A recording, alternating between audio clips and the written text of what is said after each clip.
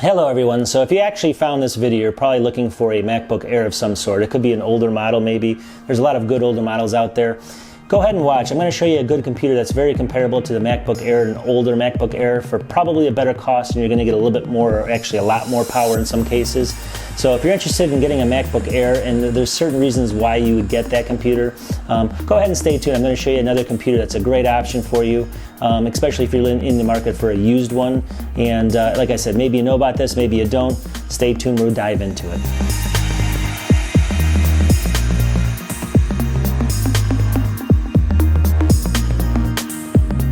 Alright, so before I dive into this, there's a couple differences between these systems.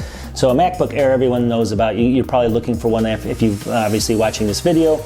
But the competitor that I'm going to talk about here in a second, you get a couple different options. It's going to be about the same size. It's going to be about as thin. You do have an option for a touchscreen. You're probably going to get better specs again, a little bit more RAM, maybe a faster generation CPU, depending on how old you want to go in the MacBook Air.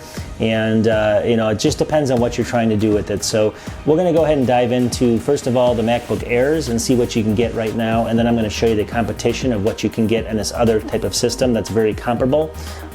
Obviously some people may know about this system. Go ahead and stay tuned, and then I'll show you both of them here in a second. At the end of the video, we'll see what you guys think. Alrighty, so you're actually looking for an older MacBook Air. Well, obviously if you go on eBay, we'll show you here in a second, but there's literally hundreds or even thousands of units you can choose from. A lot of the units, and I'll go through this pretty quickly just because obviously you've probably already been looking, but you can usually get, here's one for $300, buy it now. It doesn't actually show the picture, unfortunately. There's probably just a bunch of these available, so you don't know what you're going to get. It doesn't show the real picture. It says 8 out of 10 condition, but it says could show moderate wear finish marks on it. Some dings and things like that, but even so, it's a 2014, so it's going to be about 5 years old, and it's got an i5. It's only at 1.4 gigahertz. It's only going to come with 4 gigs of RAM, and you're talking about 128 gig SSD. Again, it's a grade B on this one.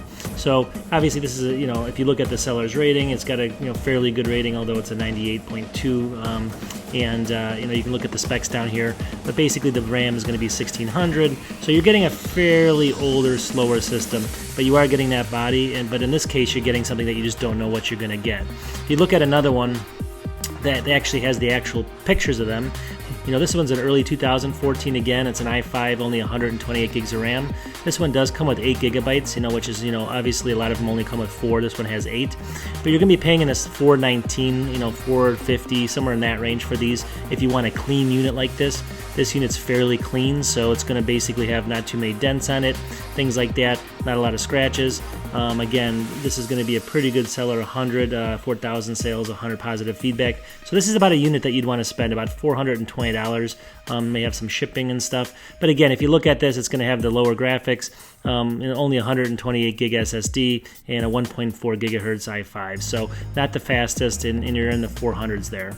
And again, if you want to get a little higher, where you want to get, just a little bit newer system, you're going to be looking at, around $600. And you're going to be getting the older system with the big bezel, the big silver bezel, which a lot of people don't like.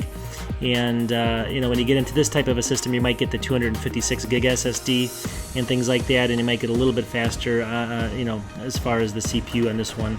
Let's see if it even lists the CPU down here. Actually, this one is this one's actually a terrible deal if you look at this one.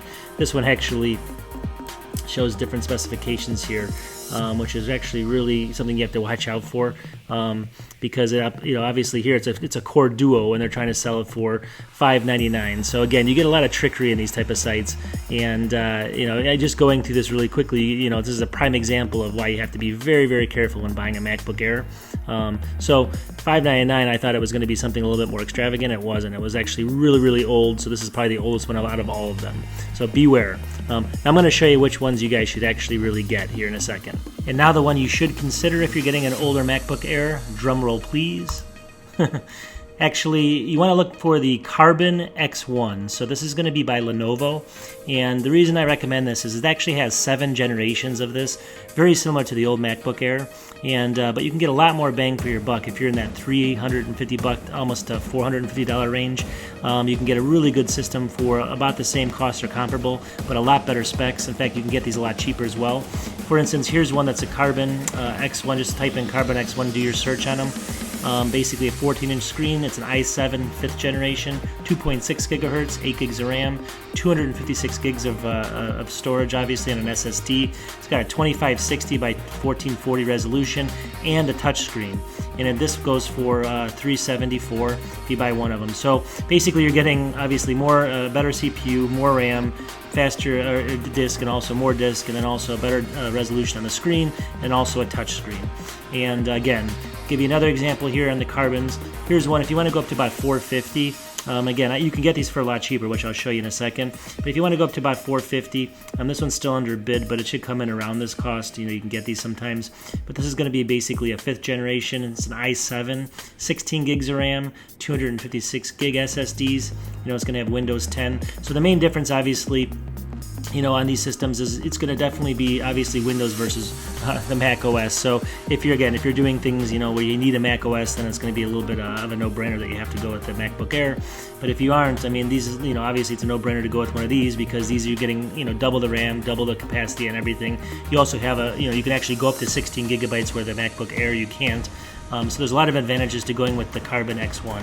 So what I recommend doing is just typing in Carbon X1 in something like eBay, and then you can basically do a search.